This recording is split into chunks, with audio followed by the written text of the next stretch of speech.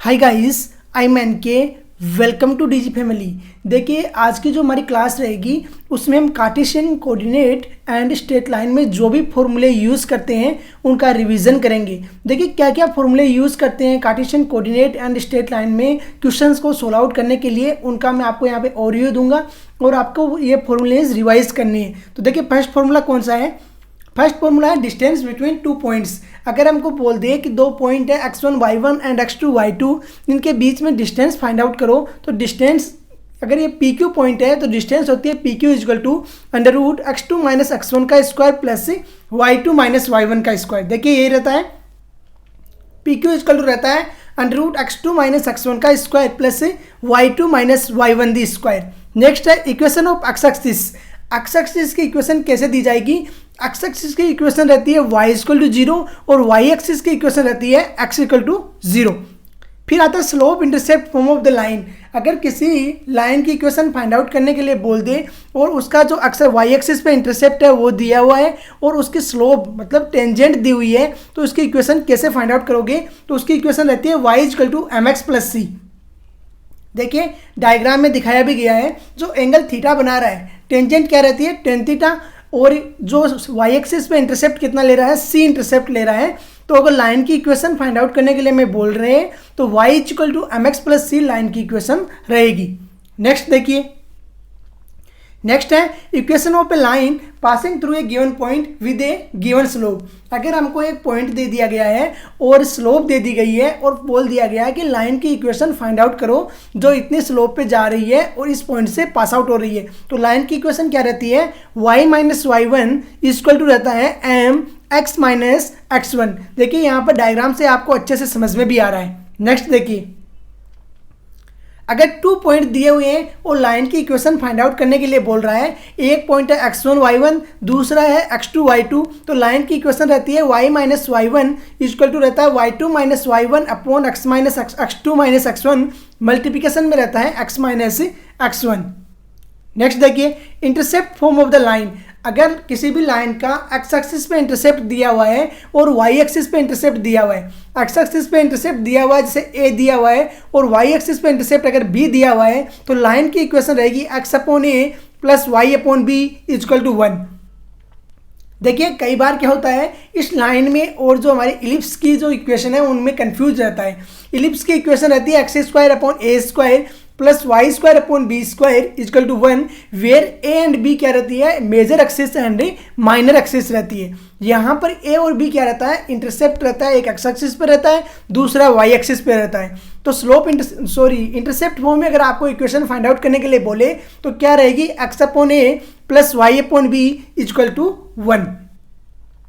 Next देखिए, perpendicular और normal form of a line.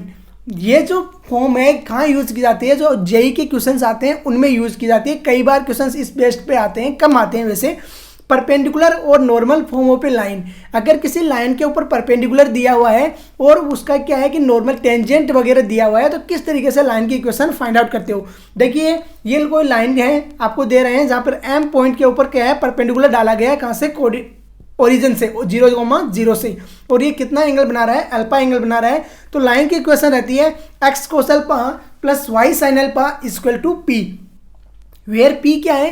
P है लेंथ ऑफ परपेंडिकुलर, अल्फा क्या है? एंगल जो परपेंडिकुलर ओरिजिन से एक्स एक्सिस के साथ में जो एंगल बना रहा है वो कितना है? अल्फा। तो लाइन की इक्वेशन क्या रहती है? X cos alpha plus y sine alpha equal to p. Next, the parametric form of a line. अगर लाइन की कोई पैरामीट्रिक फॉर्म फाइंड आउट करने के लिए बोल दे और क्या दिया हुआ है? पॉइंट एक x1 y1 कोई पॉइंट दिया हुआ है और इसके r डिस्टेंस पर xy पॉइंट कोई दिया हुआ है और ये एंगल कितना बना रही है? थीटा एंगल बना रही है। किसके साथ में? एक्स एक्सिस के। तो पैरामीट्रिक फॉर्म में लाइन की इक्वेशन रहती है x minus x1 upon cos theta equal to y minus y1 upon sine theta equal to रहता है r के। r क्या है? xy की डिस्टेंस है किससे? x1 y1 से। नेक्स्ट देखिए, general form of a line.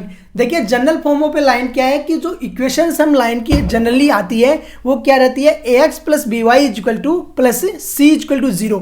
ये general form of a line होती है।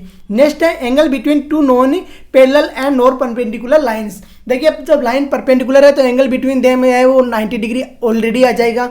जब एंगल बिटवीन दो पैरेलल लाइंस के बीच पूछे तो क्या है, पैरेलल लाइन के एंगल तो बीच में 0 रहेगा। तो क्या है कि अगर दो लाइनें ना ही परपेंडिकुलर है ना ही पैरेलल है तो कोई ना कोई एंगल उनके बीच में जरूर फॉर्म होगा। और जो एंगल फॉर्म होगा तो उसका क्या है, एंगल कैसे दिया जाएगा, उसके लिए एक पर्टिकुलर फॉर्मूला होता है। मान लिया कि एक लाइन की जो टेंजेंट है m1 है, दूसरी लाइन की टेंजेंट m2 है, तो उनके बीच में जो एंगल रहेगा वो रहेगा tan थीटा इक्वल टू रहता है m1 minus m2 upon 1 plus m1 m2। Formula remember कर लीजिए, क्या रहता है, tan theta equal to m1 minus m2 upon 1 plus m1 m2, where m1 and m2 क्या है, जो गिवन टू लाइन्स है उनकी है वो टेंजेंट है, दोनों लाइनों की अलग अलग रहेगी ना m1 m2, तो ये उनकी टेंजेंट है। तो फॉर्मूला से जो थीटा की वैल्यू क्या आ जाएगी, एंगल क्या आएगा बीच में, थीटा इक्वल टू आएगा tan inverse mod of m1 minus m2 upon 1 plus m1 m2। Next देखिए, equation of a line parallel to a given line. अगर कोई हमको लाइन दिया हुआ है ax plus b y plus c equal to 0 और बोल दे कि इसके पैरेलल लाइन फाइंड आउट करो, तो कैसे फाइंड आउट करोगे, ax plus b y as it is रहेगा, जो चेंज होगा पैरेलल लाइन में वो किस में चेंज होगा, c की वैल्यू में चेंज होगी। तो इसके पैरेलल लाइन हो जाएगी ax plus b y plus lambda equal to 0। Next देखिए, काफ़ी यूज़ होता है क्वेश्चंस में, जो हम टेस्ट सीरीज कर रहे हैं वहाँ पर आप देख भी सकते हो कि इन इससे क्वेश्चंस काफ़ी आते हैं जहाँ पर एक लाइन के दूसरे लाइन पैरेलल फाइंड आउट करने के लिए बोल रहा है और कोई पॉइंट दिया हुआ है कि 4,5 से पास आउट होने वाली and 6x plus 2y plus 5 equal to 0 के पैरेलल लाइन की इक्वेशन फाइंड आउट करो। नेक्स्ट देखिए, equation of a line perpendicular to a given straight line. कोई भी लाइन की इक्वेशन दी हुई है हमें ax plus b y plus c equal to 0 और इसके परपेंडिकुलर लाइन अगर हमको पूछ रहा है तो परपेंडिकुलर लाइन देखिए कैसे फाइंड आउट होगी। अगर लाइन की equation ax plus b y plus c equal to 0 है तो इसके परपेंडिकुलर लाइन रहेगी bx minus a y plus lambda equal to 0 always. Next देखिए, अगर किसी पॉइंट की परपेंडिकुलर डिस्टेंस पूछ ली जाए किसी लाइन से तो परपेंडिकुलर डिस्टेंस फाइंड आउट करने के लिए अगर किसी भी पॉइंट की अगर कहीं से डिस्टेंस हमें फाइंड आउट करना है तो वहाँ पे हम परपेंडिकुलर डालेंगे। तो परपेंडिकुलर डिस्टेंस अगर x1 y1 की हमें पूछ लिया ax plus b y plus c equal to 0 से तो perpendicular distance p equal to दिया जाएगा ax1 plus b y one plus c upon under root a square plus b square. इसका मोड क्यों लेते हैं, देखिए आपको पता है कि जो डिस्टेंस होती है वो कभी नेगेटिव नहीं हो सकती, तो उसका मॉड्यूलस आपको ऑपरेट करना है। नेक्स्ट देखिए, the distance between two parallel lines. अगर दो लाइन पैरेलल लाइन है तो उनके बीच में डिस्टेंस कैसे फाइंड आउट की जाएगी। अभी मैंने बताया कि ax plus b y plus c equal to 0 कोई लाइन है तो इसके पैरेलल लाइन ऑलवेज क्या रहेगी, ax plus b y plus lambda equal to 0। तो डिफरेंस किस में आ रहा है, लेमड़ा और सी में। तो दो पैरेलल लाइन के बीच में डिस्टेंस कैसे दी जाएगी, P1 minus P2 equal to रहेगा mod of C1 minus D upon under root a square plus b square, where a and b क्या है, coefficient of x and y। Next देखिए, कॉन्करेंट स्ट्रेट लाइन। अगर दो जो तीन लाइनें हैं वो आपस में कंकरेंट रहेगी, कैसे रहेगी, a1x plus b1y plus c1 equal to 0, a2x plus b2y plus c2 equal to 0 और a3x plus b3y plus c3 equal to 0 are concurrent if their determinant is 0। उनका अगर डिटर्मिनेंट की वैल्यू अगर 0 हो जाए तो ये क्या रहेगी, कंकरेंट शो ऑफ होगी। नेक्स्ट देखिए, family of lines through the intersection of two given lines. अगर किसी फैमिली ऑफ लाइन्स हमें फाइंड आउट करने के लिए बोल दे कि कोई पॉइंट है इंटरसेक्ट पॉइंट से जाने वाली लाइन की इक्वेशन, तो p plus lambda q equal to 0 है, वेयर p एंड q क्या है, वो लाइन की इक्वेशन है जिनका इंटरसेक्शन पॉइंट से कोई लाइन जा रही है। फिर देखिए, relation between Cartesian coordinate and polar coordinate के बीच में अगर हमें रिलेशन फाइंड आउट करने के लिए बोले तो relation between Cartesian coordinate and polar coordinate के बीच में क्या रहेगा, देखिए r इक्वल टू ऑलवेज रहेगा x square plus y square. आपको पता है कि जो यहाँ पर ये एंगल बन रहा है, ये कितना डिग्री का एंगल है, ये 90 डिग्री का एंगल बन रहा है। जब ये 90 डिग्री का एंगल क्रिएट हो रहा है तो 90 इसमें पाइथागोरस लगेगा। पाइथागोरस में क्या होता है, हाइपोटेन्यूज का स्क्वायर इक्वल टू होता है बेस का स्क्वायर प्लस परपेंडिकुलर का स्क्वायर, तो x square plus y square equal to हो जाएगा आर स्क्वायर। देखिए x square plus y square equal to हो गया आर स्क्वायर और टेन थीटा इक्वल टू क्या हो जाएगा, वाई अपॉन एक्स, क्योंकि टेन थीटा में क्या होता है, अरे टेन थीटा इक्वल टू होता है परपेंडिकुलर अपॉन बेस, यहाँ परपेंडिकुलर वाई है और बेस क्या है एक्स। तो पोलर फॉर्म को कार्टेशियन में कन्वर्ट कर सकते हैं ऐसे, और कार्टेशियन फॉर्म को हमें पोलर फॉर्म में कन्वर्ट कर सकते हैं। नेक्स्ट देखिए, सेक्शन फॉर्मूलाज, जो सेक्शन फॉर्मूला है वो दो टाइप के होते हैं, एक होता है इंटरनल डिवीजन कर रहा है, एक होता है एक्सटर्नल डिवीजन कर रहा है। अरे एक होता है कि अंदर के जो पॉइंट डिवाइड कर रहा है वो अंदर है, दूसरा है जो पॉइंट डिवाइड कर रहा है वो बाहर है लाइन से, दो पॉइंट के बीच से। तो देखिए जब इंटरनल डिवीजन कर रहा है तो इक्वेशन जो अल्फा इक्वल टू होता है mx2 plus nx1 upon m plus 1 और बीटा इक्वल टू होता है my2 plus ny1 upon m plus n।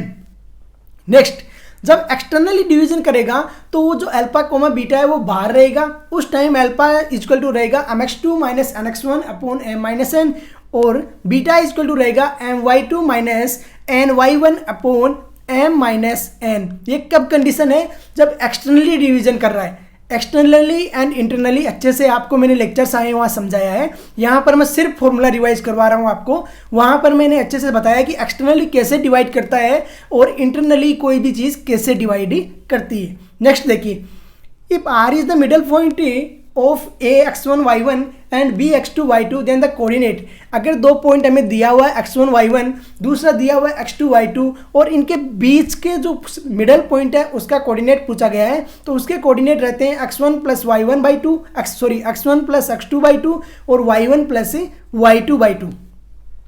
Next area of a triangle, अगर कोई आपको 2D में एरिया ऑफ ए ट्राइंगल पूछे तो फॉर्मूला अलग रहता है, अगर कोई आपको 3D में एरिया ऑफ ट्राइंगल पूछे तो फॉर्मूला में थोड़ा सा डिफरेंस आता है। तो एरिया इक्वल टू होता है 1/2। एक अगर वर्टिसेस के जो कोऑर्डिनेट x1 y1 है, दूसरे के x2 y2 है, तीसरे के x3 y3 है, तो इसका क्या रहता है x1 y1 1, x2 y2 1, x3 y3 1 का मोड ऑफ डिटर्मिनेंट लेना है और क्या करना है आपको 1/2 कर देना है, वो रहेगा एरिया ऑफ ए ट्राइंगल। देखिए जब 3D में बात आती है तो वहाँ पर क्या होते हैं, वर्टिसेस है वो 3D में चले जाते हैं, x1 y1 z1, x2 y2 z2 और x3 y3 z3। तो ये जो 1 1 लिखा है हमने यहाँ पर क्या आ जाएगा z1 z2 and z3। Next condition of collinearity of 3 points, आपने बहुत अच्छे से पढ़ा है कि 3 points are collinear when the area of triangle is 0।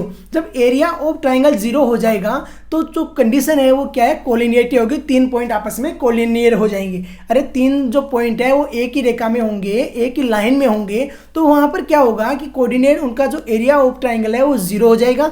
तो यहाँ पर क्या हो जाएगा x1 y1 1, x2 y2 1 और x3 y3 1 इक्वल टू आ जाएगा 0। नेक्स्ट है सेंट्रोइड ऑफ ए ट्राइंगल, अगर किसी भी ट्राइंगल के vertices x1 y1, x2 y2, x3 y3 है तो सेंट्रोइड ऑफ ए ट्राइंगल रहता है x1 plus x2 plus x3 by 3 और y1 plus y2 plus y3 by 3। अगर यहाँ पर हो जाए 3D की बात तो यहाँ पर क्या आ जाएगा x1 plus x2 plus x3 by 3, y1 plus y2 plus y3 by 3 और z1 plus z2 plus z3 by 3। ये हो जाएगा किसका, centroid of a triangle when east ask in 3D। अगर ये 3D में पूछ ले तब की बात कर रहा हूं मैं, तब होता है z1 plus z2 plus z3 by 3। Next है इन सेंटर ऑफ ए ट्राइंगल। अब देखिए सबसे पहले बात आती है, मैं थोड़ा सा आपको रिवाइज करा देता हूँ। इन सेंटर क्या होता है, इन सेंटर होता है कि जो ट्राइंगल के एंगल्स होते हैं उनके अगर आपको अगर ट्राइंगल के जो एंगल्स हैं उनको डिवाइड कर दें और जो डिवाइड करके जो लाइन जाएगी वो आपस में जहाँ कट कर रही है उस पॉइंट को बोलते हैं क्या, इन सेंटर। इन सेंटर, अब देखिए इन सेंटर का अगर कोई x1 y1, x2 y2, x3 y3 किसी सर्किल के वर्टिसेस के जो कोऑर्डिनेट्स हैं वो दिए हुए हैं, तो इन सेंटर का जो कोऑर्डिनेट्स होता है वो रहता है ax1 plus bx2 plus cx3 upon a plus b plus c, ay1 plus by2 plus cy3 upon a plus b plus c।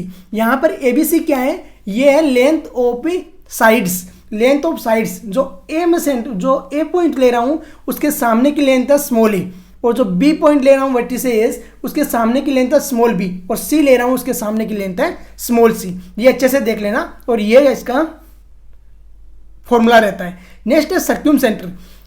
In centre मैंने बताया आपको, जो एंगल्स होते हैं उनके डिवीजन जहाँ पे मिलते हैं उसे बोलते हैं इन सेंटर। नेक्स्ट है सर्क्यूम सेंटर, जो साइड्स होते हैं उनके डिवीजन जहाँ पे मिलते हैं उसे बोलते हैं सर्क्यूम सेंटर। सर्क्यूम सेंटर कहाँ है, आउटर पेरीफेरी में रहता है, वर्टिसेस को मिलाता है, और इन सेंटर कहाँ है, अंदर रहता है, अंदर की जो भी साइड्स है उनको टच करते हुए जाता है। नेक्स्ट देखिए, अगर सर्क्यूम सेंटर का कोऑर्डिनेट सेंट्रोइड पूछे, आपको कोऑर्डिनेट पूछे, तो अल्फा बीटा अगर है तो x1 sin 2a plus x2 sin 2b plus x3 sin 2c upon sin 2a plus sin 2b plus sin 2c रहता है। वेयर ABC क्या है, एंगल्स ऑफ, एंगल है वर्टिसेस पे जो एंगल बन रहा है, angle a, angle b, angle C.